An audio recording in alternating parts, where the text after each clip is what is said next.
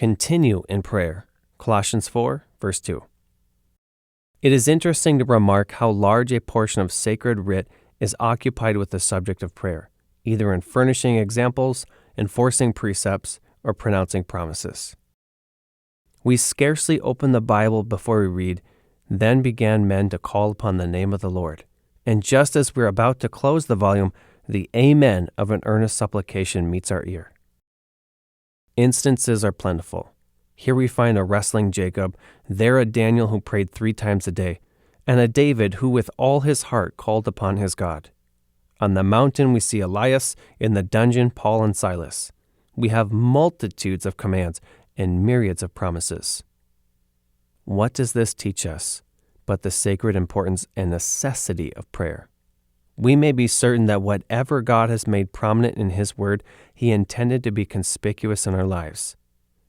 If He has said much about prayer, it is because He knows we have much need of it. So deep are our necessities that until we are in heaven, we must not cease to pray. Do you want nothing?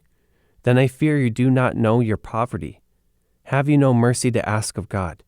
Then may the Lord's mercy show you your misery. A prayerless soul is a Christless soul. Prayer is the lisping of the believing infant, the shout of the fighting believer, the requiem of the dying saint falling asleep in Jesus. It is the breath, the watchword, the comfort, the strength, the honor of a Christian. If you are a child of God, you will seek your Father's face and live in your Father's love. Pray that this year you may be holy, humble, zealous, and patient, having closer communion with Christ and entering often into the banqueting house of His love.